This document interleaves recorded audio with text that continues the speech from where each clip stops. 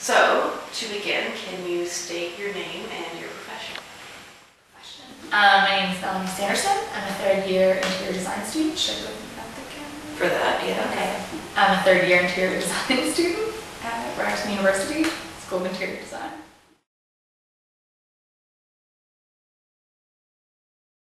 I think my design process is very analytical and very structured, and I like to always start with a list and continue to make lists all the time, but I always make a first list of exactly what do I need to do to get from A to B. So A is obviously just beginning, you know nothing, and B is to a finished product, I guess. So I usually make a list of all the steps I need to take in order to get to B, and then I go through those. So should I describe kind of my whole steps? Okay, so I guess with like each project we do at school, you learn more and more like what's the most effective way to get exactly what you want and have the best project.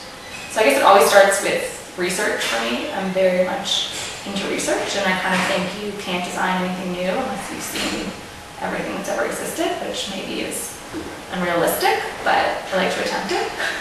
So I guess after identifying the problem and figuring out what the needs are, that's all part of the research. So identifying the client needs or the project needs, and then everything that goes along with that, from like site analysis, building analysis, what do they want out of it, what are all the criteria, and just collecting all the information, and then moving toward synthesizing all that information into deliverables. What do I need to do to satisfy all the client needs, to reach all my goals? And from synthesizing, I guess you kind of come to a point where you figure out, well, what can I do that's maybe above and beyond what was asked of me, and then put that in a list, and then move forward with how to get from all the things you've analyzed you need, how are you going to get them, how are you going to surpass them, and then move on from there, and then make a list of how to move on, and work through that list, and then that list breaks down to more lists, and then soon enough you have a list of everything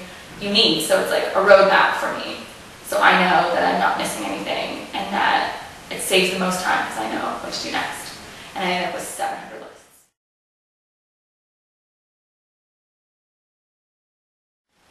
Oh, yeah.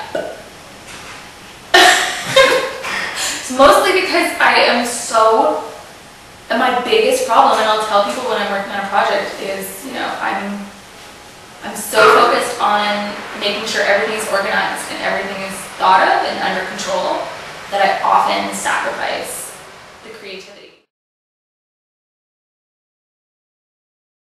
So I really think it's important to document the process, and I think it's only to be able to reference it later too. I want to know how did I come up with that, or who did I contact, or you know, what lunch and learn stuff, that kind of things. Like I'll reference it back for contact information. And for process, like I love taking pictures of like if you're building something and like the way it got built.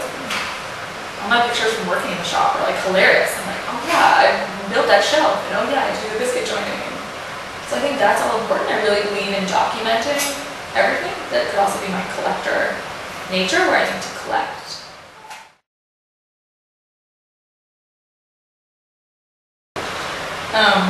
Like I said before, research, and then I started listing everything, realizing the list would probably go off the page. So I stopped it. So like researching client, context of what they want you to do, what their needs are, what the criteria are, extra info, kind of additional things that they want or need, special meaning behind things that they have, and then building, context of the building, what the implications of the design or like the meaning of the building or anything within it. I guess there could be no building, it would just be that may be architecture. And then I just put additional info just to cover everything, because then it goes into 500 subcategories of researching. Yeah, exactly what things are that they want, and what the furniture will be, and what the finishes are, and everything, and going into like new products, new innovations, and technology. So then you just go right to concept, what implications of concept, how does it work, and then come up with a plan to get from concept to being done. And I just would just do it because I think sometimes people get a little caught up with, like, I don't know, or like they don't have a necessarily a path, and so they're working, but I say you just have to just do it. Just make a plan and just totally follow the plan.